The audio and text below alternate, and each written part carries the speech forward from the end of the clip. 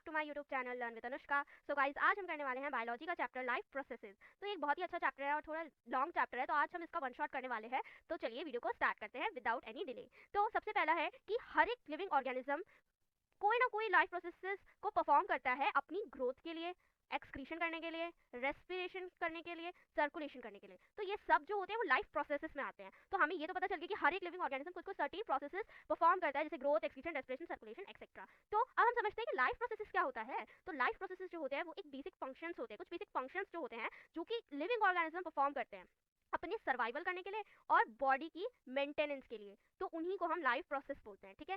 यानी कि कुछ ऐसे बेसिक फंक्शंस जो कि लिविंग ऑर्गेनिज्म परफॉर्म करते हैं अपने सर्वाइवल के लिए और अपने बॉडी मेंटेनेंस के लिए, उन्हीं को हम क्या बोलते हैं, लाइफ प्रोसेसेस बोलते हैं। तो कुछ बेसिक लाइफ प्रोसेसेस क्या होती है हमारी, nutrition, respiration, transportation and excretion. तो इन चारों के बारे में हम इस चैप्टर में पढ़ने वाले हैं। तो चलिए स्टार्ट करते हैं। तो देखो यहाँ पर एक और पॉइंट समझना जरूरी है कि लाइफ प्रोसेसेस करने के लिए हमें कुछ ना कुछ एनर्जी की तो रिक्वायरमेंट होगी, और ये एनर्जी हमें कहाँ से मिलेगी, ये एनर्जी मिलेगी हमें न्यूट्रिशन से। तो सबसे पहले पढ़ लेते हैं न्यूट्रिशन क्या होता है।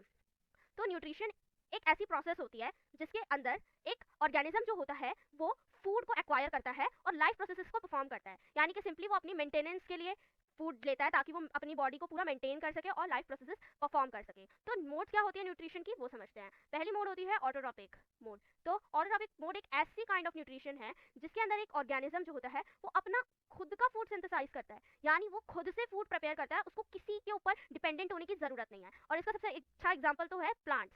प्लांट्स जो होते हैं वो फोटोसिंथेसिस के प्रोसेस से खुद ही फूड बना लेते हैं, तो उनको मतलब किसी के ऊपर डिपेंडेंट नहीं रहना होता।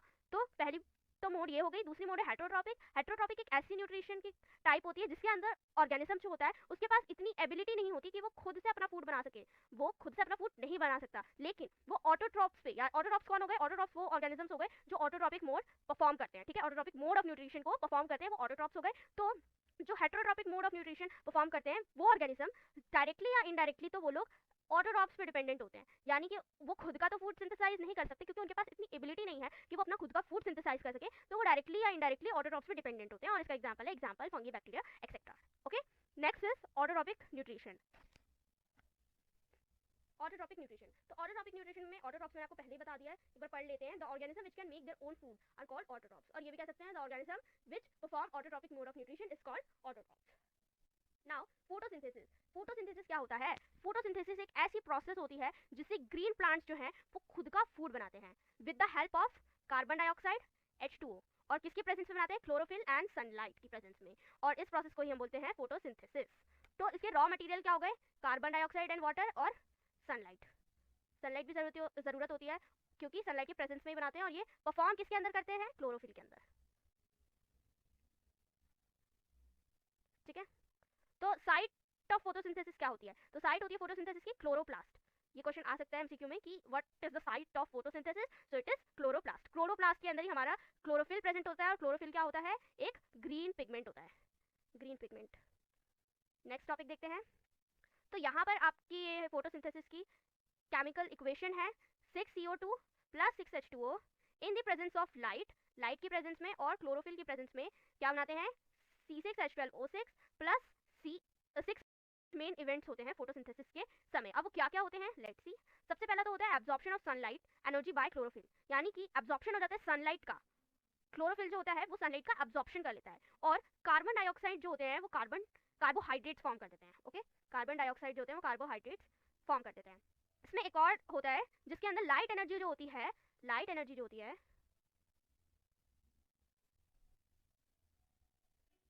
वो कन्वर्ट हो जाती है केमिकल एनर्जी में।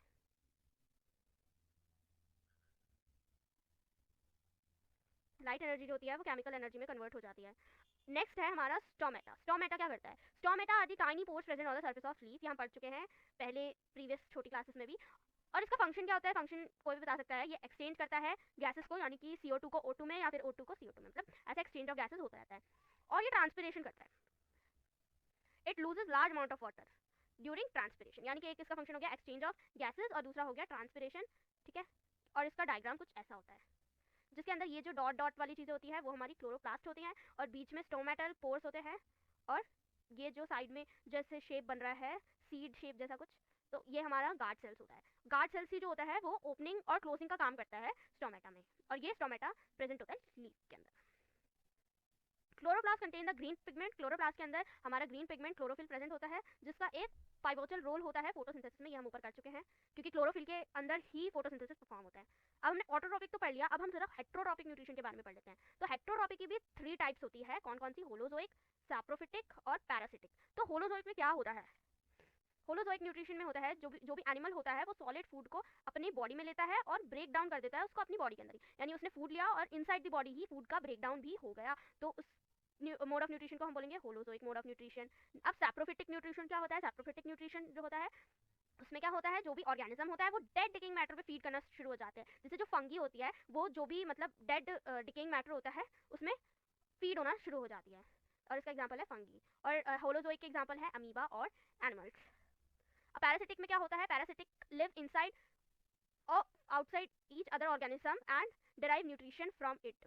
पैरासिटिक का न्यूट्रिशन में क्या होता है? एक ऑर्गेनिज्म जो होता है वो दूसरे ऑर्गेनिज्म के ऊपर ही रहता है और अपना न्यूट्रिशन उसी में से डिराइव करता है। इसका सबसे अच्छा एग्जांपल है कसकटा। अब हम आते हैं न्यूट्रिशन इन एनिमल्स में। तो न्यूट्रिशन इन एनिमल्स में हमारे 5 स्टेप्स में जो होता है वो न्यूट्रिशन परफॉर्म होता है। अब वो कौन कौन से 5 स्टेप्स है? इंजेशन, डाइजेशन, एब्जॉर्प्शन, एसिमिलेशन और ईजेशन। तो यही 5 स्टेप्स है जिसके अंदर हमारा न्यूट्रिशन कवर अप होता है। पहले इंजेशन होगा, फिर डाइजेशन होगा, फिर एब्जॉर्प्शन होगा, फिर एसिमिलेशन होगा, फिर ईजेशन होगा।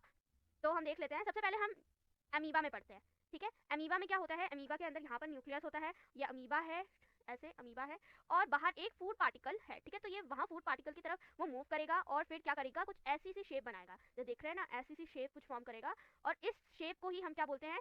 सूडोपोडिया। इसी शेप को हम बोलते हैं सूडोपोडिया, और ये अपना ऐसा सूडोपोडिया जो है उसको ओपन करेगा। सूडोपोडिया को ओपन करने के बाद फिर ये उस फूड को अंदर कैप्चर कर लेगा अपने फूड वैक्यूल में, एंड देन इसका डाइजेशन हो जाएगा और फिर ये इसी को एक्सक्रीट कर देगा और इसका न्यूट्रिशन कंप्लीट हो जाएगा।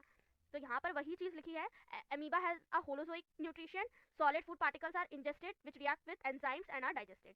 It is an omnivore. ये ओमनिवोर होता है, अमीबा जो होता है वो एक ओमनिवोर है, ठीक है। Amoeba move with the help of pseudopodia. Pseudopodia क्या है? Extension of cell membrane. Cell membrane का एक एक्सटेंशन है जिसको हम स्यूडोपोडिया बोलते हैं, जो कि अमीबा में होता है, और अमीबा में जो स्यूडोपोडिया होता है वही उसको मूव कराने में हेल्प करता है।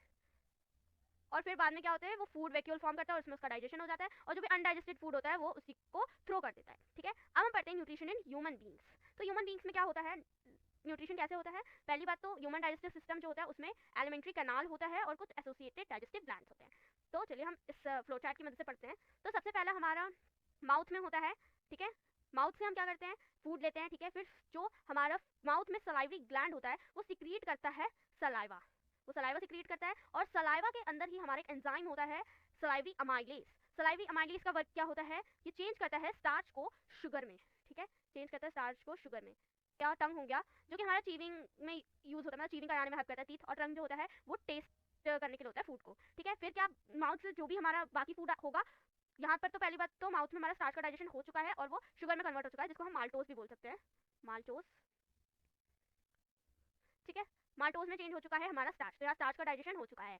तो नेक्स्ट फिर हमारा जो फूड होता है वो ईसोफेगस में जाता है। ईसोफेगस क्या है? फूड पाइप, ठीक है। ईसोफेगस जो होता है वो फूड को अंदर लेता है bye पेरिस्टैटिक movement.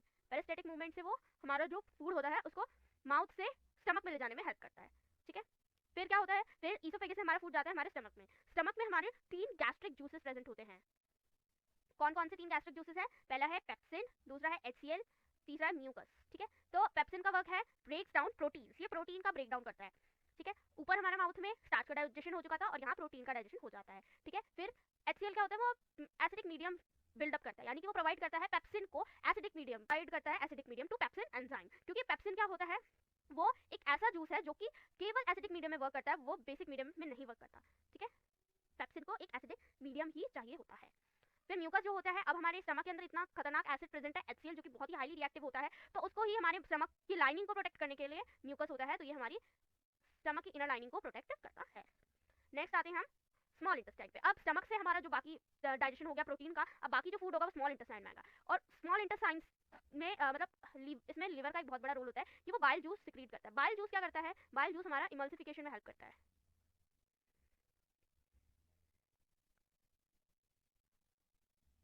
Emulsification of fats में, ठीक है। ये हमारा इमल्सिफिकेशन ऑफ फैट्स में बहुत ही ज़्यादा हेल्प करता है। इमल्सिफिकेशन ऑफ फैट में क्या होता है? जो भी लार्ज फैट के ग्लोब्यूल्स होते हैं उसको किस किस में कन्वर्ट कर देता है, स्मॉल फैट ग्लोब्यूल्स में।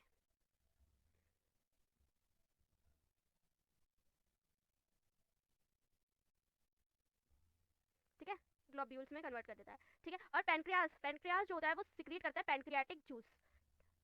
तो पेनक्रियाटिक जूस में हमारे क्या होते हैं, 3 तरह के जूस होते हैं। ठीक है, कौन कौन से, ट्रिप्सिन, लाइपेज और अमाइलेज। ठीक है, इसमें 2 ही दे रखे हैं। तो क्या होता है, ट्रिप्सिन का काम ये प्रोटीन्स को पेप्टॉन्स में कन्वर्ट कर देता है, और लाइपेज जो होता है वो जो भी इमल्सिफाइड फैट होता है, यानी कि जो भी स्मॉल फैट ग्लोब्यूल्स में जो कन्वर्ट हो जाता है, हमारे लार्ज फैट मॉलिक्यूल्स जो होते हैं वो स्मॉल फैट ग्लोब्यूल्स में कन्वर्ट हो जाते हैं, तो उसको वो क्या करता है, फैटी एसिड और ग्लिसरॉल में चेंज कर देता है। ठीक है, और जो हमारा अमाइलेज होता है, अमाइलेज जो हमारा होता है वो किसका डाइजेशन करता है, वो करता है कार्बोहाइड्रेट्स का।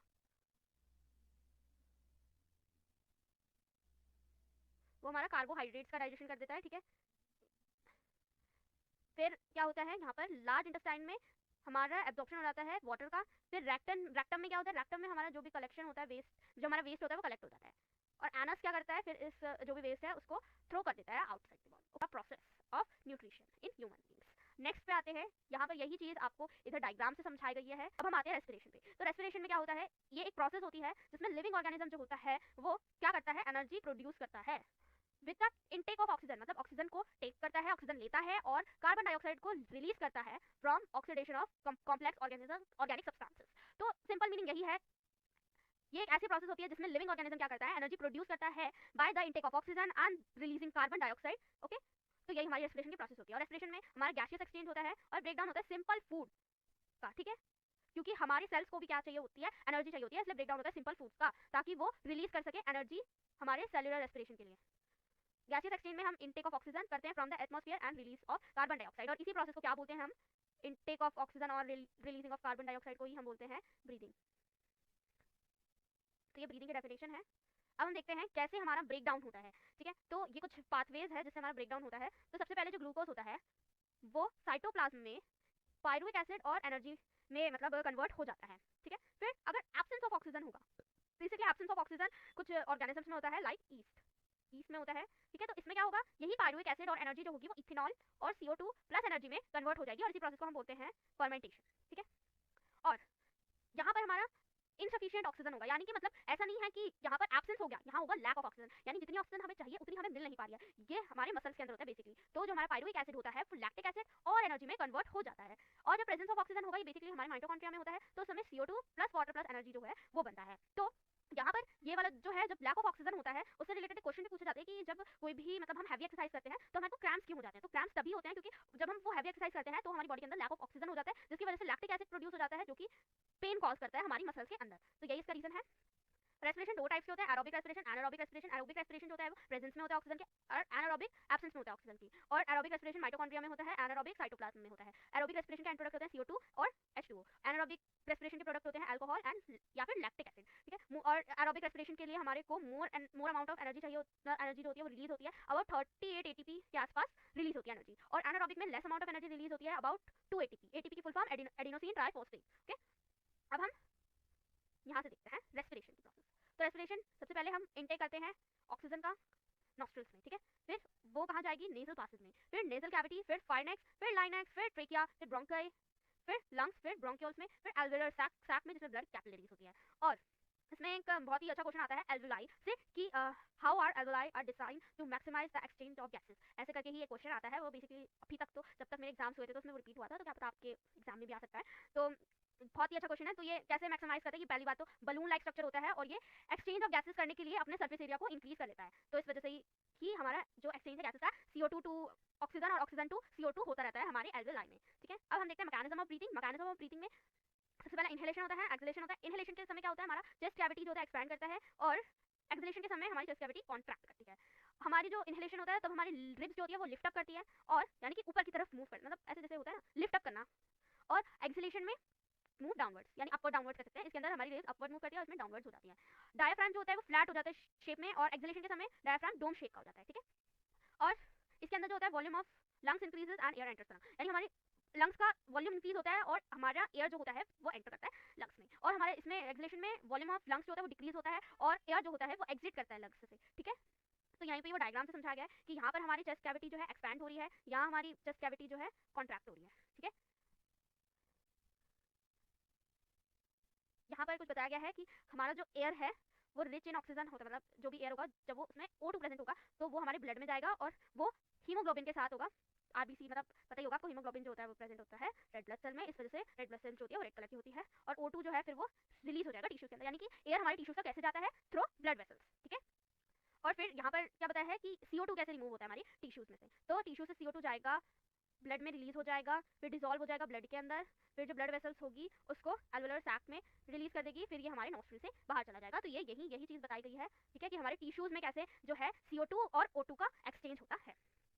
अब है टेरेस्ट्रियल ऑर्गेनिज्म जो होते हैं वो एटमॉस्फेयर का ऑक्सीजन यूज करते हैं रेस्पिरेशन के लिए। एक्वेटिक ऑर्गेनिज्म जो होते हैं वो डिसॉल्व ऑक्सीजन का यूज करते हैं, और जो भी रेस्पिरेशन होता है प्लांट्स में वो सिंपलर मतलब ऑक्सीजन का यूज करते हैं, और उसमें गैसियस एक्सचेंज होता है, ठीक है। अब आ जाते हैं ट्रांसपोर्टेशन में। ट्रांसपोर्टेशन में क्या होता है, ट्रांसपोर्टेशन क्यों जरूरी होता है। अब जैसे ह्यूमन है वो मल्टीसेलुलर ऑर्गेनिज्म है जिनको रेगुलर सप्लाई चाहिए फूड का, ऑक्सीजन का, तो ये फंक्शन जो होता है वो सर्कुलेटरी सिस्टम या ट्रांसपोर्ट सिस्टम जो है वो परफॉर्म करता है, क्योंकि हम जैसे मल्टीसेलुलर ऑर्गेनिज्म को फूड की सप्लाई रेगुलर चाहिए, ऑक्सीजन की सप्लाई रेगुलर चाहिए, इस वजह से हम ट्रांसपोर्ट मतलब हमारा जो सर्कुलेटरी सिस्टम है वो ट्रांसपोर्टेशन परफॉर्म करता है, ठीक है। तो ये हमारा बताया गया। तो इसके अंदर अभी हम यहाँ से समझते हैं, फिर हम एक बार डायग्राम से भी समझेंगे, ठीक है। तो इसके अंदर बेसिकली हमारे सर्कुलेटरी सिस्टम में 3 चीजों से बना होता है। पहली बात तो heart, arteries and veins, blood and lymph, ठीक है। तो सबसे पहले हम देखते हैं हमारे हार्ट में डीऑक्सीजेनेटेड ब्लड यानी कि कार्बन डाइऑक्साइड रिच ब्लड जो होता है वो वेना कावा से एंटर करता है और राइट एट्रियम में जाता है, देन राइट एट्रियम से निकल के वो राइट वेंट्रिकल्स में जाता है, फिर वो लंग्स में चला जाता है, ठीक है। ये होता है। अब उसके बाद क्या होता है, ये तो हो गया कि डीऑक्सीजनेटेड ब्लड आया और फिर वो लंग्स में चला जाता है, फिर एल्वेलाई में जो भी हमारा एक्सचेंज ऑफ गैसेस होता है वो हो जाता है और हमारा CO2 हमारी बॉडी से बाहर निकल जाता है। अब ऑक्सीजनेटेड ब्लड आता है, वो लेफ्ट एट्रियम में जाता है, फिर लेफ्ट वेंट्रिकल में जाता है और आयोटा के थ्रू वो हर एक बॉडी पार्ट्स, हर एक बॉडी सेल्स में चला जाता है। तो इस तरह से हमारा सर्कुलेटरी सिस्टम यानी हमारा मतलब बेसिकली हमारा हार्ट जो है वो वर्क करता है, ठीक है। हम इसे डायग्राम से समझते हैं। पल्मोनरी वेन, पल्मोनरी वेन एक ऐसी वेन है जो कि ऑक्सीजनेटेड ब्लड लाती है और लेफ्ट एट्रियम में लाती है। सबसे पहले लेफ्ट एट्रियम से ये जो है वो लेफ्ट वेंट्रिकल में जाता है और यहाँ पर इस पोर्शन में कुछ प्रेजेंट होता है जिसको हम बोलते हैं वॉल्स। इससे भी रिलेटेड क्वेश्चन है कि वॉल्स का क्या काम होता है या फिर ऐसी क्या चीज होती है हमारी ब्लड मतलब हार्ट के अंदर जो कि बैक फ्लो ऑफ ब्लड को रोकती है। तो वो बैक फ्लो ऑफ ब्लड को कौन रोकता है, वॉल्स रोकती है, ठीक है। फिर जो हमारा ब्लड होता है वो लेफ्ट वेंट्रिकल से आयोटा के थ्रू जो है वो बाहर चला जाता है, ठीक है, आयोटा के थ्रू से बाहर चला जाता है। देन अब हमारी दो वेना का, एक अपर बॉडी साइड और एक लोअर बॉडी साइड। तो जो अपर बॉडी साइड जो होती है या जो लोअर बॉडी साइड होती है वो दोनों ही जो है वो डीऑक्सीजनेटेड ब्लड को राइट एट्रियम में लाते हैं और राइट एट्रियम से वो हमारा ब्लड जो होता है वो राइट वेंट्रिकल में चला जाता है और राइट वेंट्रिकल के बाद वो हमारी पल्मोनरी आर्टरीज उसको लंग्स तक ले जाती है। पल्मोनरी वर्ड जो है ना वो ही लंग्स से जुड़ा हुआ है, पल्मोनरी वर्ड जो है वो लंग्स से जुड़ा हुआ है, ठीक है। तो जहाँ भी पल्मोनरी आए वहाँ पर लंग्स होता है, लंग्स की बात होती है बेसिकली, ठीक है। अब सेप्टम क्या होता है, सेप्टम जो होते हैं ये जो वॉल है जो डिवाइड कर रही है हमारे हार्ट को अलग अलग पार्ट्स में, यानी कि राइट वेंट्रिकल, लेफ्ट वेंट्रिकल, ऐसे करके जो डिवाइड कर रही है वो हमारी सेप्टम होती है, ठीक है। अब हम आ जाते हैं डबल सर्कुलेशन। डबल सर्कुलेशन क्या होता है, तो ब्लड हमारे हार्ट में 2 बार एंटर करता है, ठीक है, एक बार ऑक्सीजनेटेड एक बार डीऑक्सीजनेटेड, ठीक है। तो ये हमारे डबल सर्कुलेशन होता है। अब पल्मोनरी सर्कुलेशन क्या होता है, blood moves from heart to the lungs, यहाँ लंग्स आएगा, लंग्स मिसप्रिंट हो गया होगा। तो हमारा ये लंग्स से जो है हमारा जो ब्लड है वो मूव करता है हार्ट से लंग्स की तरफ और फिर लंग्स से फिर हार्ट में आना, तो उसको हम बोलते हैं पल्मोनरी सर्कुलेशन। देन हमारा होता है सिस्टमैटिक सर्कुलेशन। सिस्टमैटिक सर्कुलेशन क्या होता है, ब्लड जो है वो मूव करता है heart to rest of the body और बैक करता है यानी वापस आ जाता है बॉडी से हार्ट के अंदर, ठीक है। अब ब्लड क्या होता है, ब्लड जो होता है वो एक फ्लूइड करेक्टिव टिश्यू है, ये हम 9th क्लास में पढ़ कर आए हैं। तो इसके कुछ कंपोनेंट्स होते हैं, आरबीसी ब्लड प्लेटलेट्स यानी बेसिकली प्लेटलेट्स और डब्ल्यूबीसी। आरबीसी जो होता है वो रेस्पिरेटरी गैसेस को कैरी करता है लाइक O2 और CO2। इसके अंदर हीमोग्लोबिन प्रेजेंट होता है जो कि इसको रेड कलर प्रोवाइड करता है। प्लेटलेट्स का क्या वर्किंग होता है, प्लेटलेट्स होता है वो ब्लड क्लॉटिंग में हेल्प करता है। डब्ल्यूबीसी क्या करता है, डब्ल्यूबीसी जो होता है वो बेसिकली हमारी एंटीबॉडीज को प्रोड्यूस करता है और हमारी बॉडी में जो भी जर्म्स आते हैं उसे डिफेंस करता है। अब प्लाज्मा, प्लाज्मा क्या होता है, एक येलो कलर फ्लूइड होता है जिसके अंदर 90% तो वाटर होता है, 90% होता है वाटर इसके अंदर प्लाज्मा के अंदर, और ये कैसा कलर का होता है, येलो कलर का। और 10% ऑर्गेनिक सब्सटेंसेस होते हैं जैसे प्लाज्मा प्रोटीन्स, ठीक है, ये सब होते हैं हमारे प्लाज्मा के अंदर, यानी 90% वाटर 10% ऑर्गेनिक सब्सटेंसेस। अब लिम्फ क्या होता है, लिम्फ जो होता है वो एक येलोइश फ्लूइड होता है जो कि हमारे ब्लड कैपिलरीज जो होती हैं उसके इंटरसेलुलर स्पेसेस में होता है, ठीक है। लिम्फ जो होता है वो फ्लो करता है tissues to the heart and ये ट्रांसपोर्टेशन का काम करता है और जो हमारे जर्म्स होते हैं उसको डिस्ट्रॉय करने का काम करता है। तो 2 तरह की ब्लड वेसल्स होती है, आर्टरीज और वेन्स। तो आर्टरीज का क्या वर्क होता है, ऑक्सीजनेटेड ब्लड को लाना, लेकिन एक ऐसी आर्टरी होती है जो कि ऑक्सीजनेटेड ब्लड नहीं लेकर आती, वो कौन सी आर्टरी होती है, पल्मोनरी आर्टरी, ठीक है। पल्मोनरी आर्टरी एक ऐसी आर्टरी होती है जो कि है जो ऑक्सीजनेटेड ब्लड कैरी ना करके डीऑक्सीजनेटेड ब्लड को लाती है। अब वेन्स का क्या वर्किंग होता है, डीऑक्सीजनेटेड ब्लड को लाना, लेकिन एक ऐसा एक्सेप्शन है जो कि ऑक्सीजनेटेड ब्लड लाता है, या यू आर राइट, इसका आंसर है पल्मोनरी वेन। तो पल्मोनरी वेन जो होती है वो एक ऐसी वेन है जो कि ऑक्सीजनेटेड ब्लड कैरी करती है, बल्कि वेन्स जो होते हैं वो डीऑक्सीजनेटेड ब्लड लाते हैं। तो एक्सेप्शन भी पता होना चाहिए आपको। ठीक है। आर्टरीज में क्या होता है, इसको हम डिस्ट्रीब्यूटिंग वेसल बोलते हैं और वेन्स को हम कलेक्टिंग वेसल बोलते हैं। ठीक है, वो थिक होती है, इलास्टिक होती है। वेन्स जो होती है वो थिन होती है और लेस इलास्टिक होती है।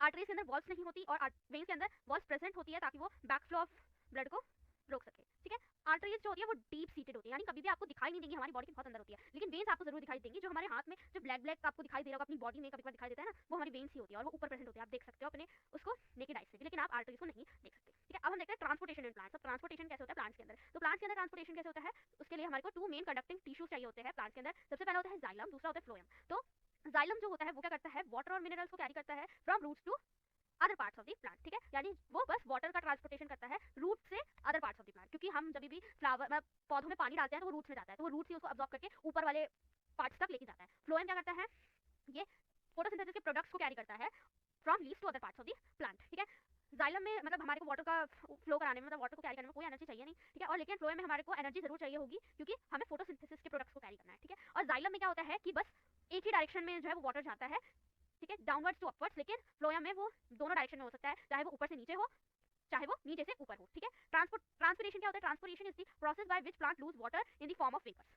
ठीक है, अब इसका रोल क्या होता है, absorption and upward movement of water and minerals by creating pull, यानी कि इसमें एब्जॉर्प्शन होता है और मूवमेंट होता है वाटर और मिनरल्स का बाय क्रिएटिंग पुल। ठीक है, और ये हेल्प करता है टेंपरेचर रेगुलेट करने के लिए प्लांट्स के अंदर। ठीक है, अब है ट्रांसलोकेशन। ट्रांसलोकेशन क्या होता है, ट्रांसलोकेशन होता है transport of food from leaves. इसके अंदर बेसिकली फूड का ट्रांसपोर्ट होता है from different parts of the body. ठीक है, different parts of the body is called translocation. अब हम आ जाते हैं एक्सक्रीशन इन ह्यूमन बीइंग्स में।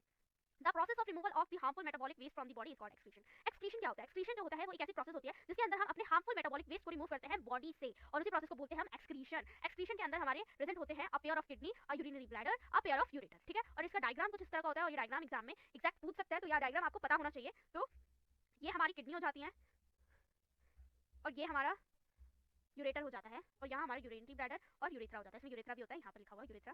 ठीक है, तो इसके अंदर हमारा a pair of kidney, a urinary bladder, a pair of ureter and urethra present होता है। तो इसके अंदर को ज्यादा ही डिटेल में देखा है तो आप ये वाला डायग्राम मत करना, आपकी बुक में जो डायग्राम है वही वाला डायग्राम करना, इसमें बहुत डिटेल में है। ठीक है, अब हम देख लेते हैं कैसे होता है प्रोसेस ऑफ एक्सक्रीशन, कैसे होता है।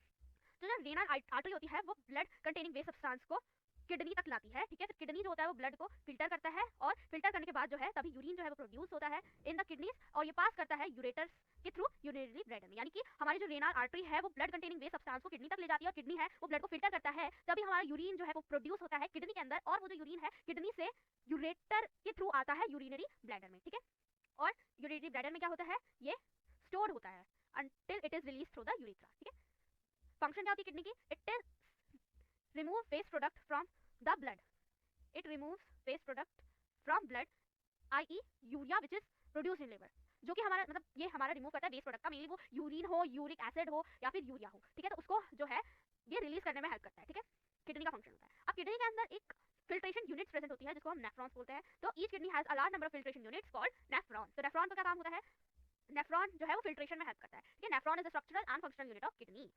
तो अब हम देख लेते हैं मैकेनिज्म ऑफ यूरिन फॉर्मेशन। तो जो यूरिन है वो फॉर्म होता है 3 स्टेप्स में। सबसे पहला हमारा होता है ग्लोमेरुलर फिल्ट्रेशन, फिर ट्यूबुलर रीअब्जॉर्प्शन, फिर सिक्रीशन। ठीक है, तो देखते हैं ग्लोमेरुलर फिल्ट्रेशन में क्या होता है, ब्लड जो है वो फिल्टर्ड होता है from glomerulus into Bowman's capsule of the nephron. तो नेफ्रॉन के अंदर एक बॉमेंस कैप्सूल प्रेजेंट होता है, तो उसके अंदर हमारा ब्लड जो होता है वो फिल्टर होता है। ठीक है, this filtrate passes through the tubules of nephron, फिर ये ट्यूब्यूल्स के थ्रू वो पास करता है। ठीक है, नेफ्रॉन के अंदर फिर क्या होता है, ट्यूबुलर रीअब्जॉर्प्शन होता है, यानी कि कुछ ऐसे सब्सटेंसेस जिनकी हमारे बॉडी में मतलब रिक्वायरमेंट तो नहीं कह सकते, जो कि हमारे लिए यूजफुल हो, उनका रीअब्जॉर्प्शन होता है। अब वो क्या होते हैं, like sodium, potassium, glucose, amino acid, ये जो है रीअब्जॉर्ब हो जाते हैं बाय कैपिलरीज। ठीक है, तो ये भी क्वेश्चन आ सकता है, what are the useful substances that are रीअब्जॉर्ब्ड।